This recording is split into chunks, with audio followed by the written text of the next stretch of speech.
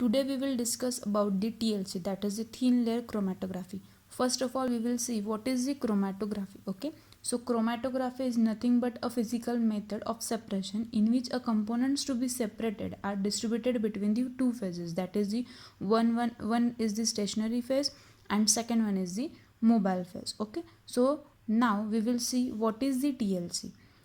TLC is the simplest, fastest, easiest, and the least expensive chromatographic technique used in the qualitative and quantitative analysis to separate a organic compound and to test the purity of compound. TLC is nothing but it is only the technique which is used for the separation of components. Okay, so TLC is first introduced by the two scientists, that is the Izamilov and Schaberers in 1938. Now, when TLCs get used, TLC is used if a substances are non-volatile or low volatility. TLC is used when the substances are strongly polar or non-polar or ionic. TLC is used when a large number of samples must be analyzed simultaneously. It is used if the sample to be analyzed would damage or destroy the column of LC, that is the liquid chromatography, or GC, that is the gas chromatography. Next, where TLCs get used in pharmaceutical and drugs industry. It is used in the food analysis. It is used in the environment analysis. It is used in the analysis of inorganic substances, etc. Okay. Now we will turn towards the principle of TLC. Okay. So what is the principle of TLC?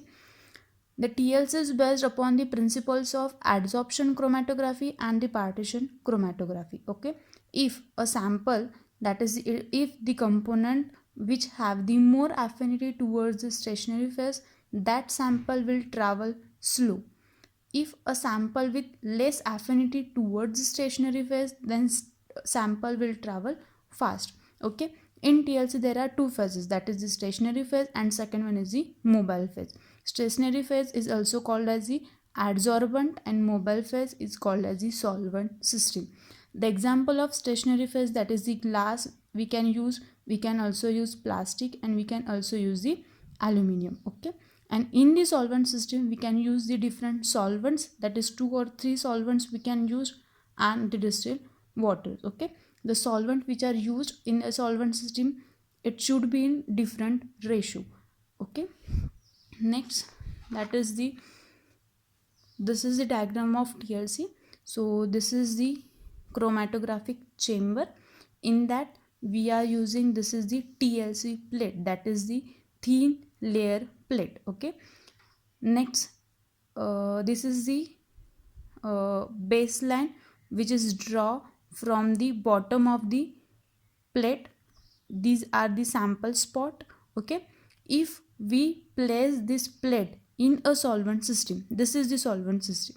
If we place this plate in a solvent, then the solvent system will move in upward direction because of capillary action. Okay, the distance traveled by this solvent is marked as a solvent front. Okay, this is the distance from the baseline to this line. This distance is called as the solvent front. Second one is the solute front. What is the solute front?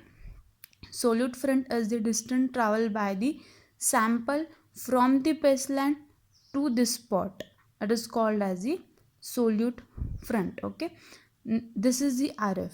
RF is the retardation factor. How it is calculated? It is calculated by this formula, that is the distance moved by the solute upon the distance moved by the mobile phase, that is the solvent front. It is the distance traveled by the solute front upon distance traveled by the solvent front. The value of RF should be between 0 to 1. It should not be exceed above the 1. Okay, so which factors affect the RF value? First factor, that is the nature of adsorbent. Second, that is the solvent system. Next, that is the thickness of the layer. Next, that is the temperature. Next, loading.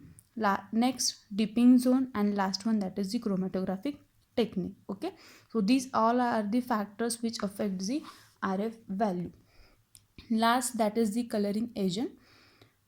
Why coloring agent are necessary in chromatography? Because suppose we want to separate out the amino acids which are colorless. Okay, if sample are get separated on a plate but we can't see, so for observation we require a coloring agent, and that coloring agent is called as the coloring reagents. Okay, so there are two coloring reagent, that is the ninhydrin, and next one is the diphenyl amyl aniline phosphoric acid. Okay, ninhydrin is used for the observation of amino acids, and second one, that is the diphenylamine aniline phosphoric acid, it is used for the observation of sugar.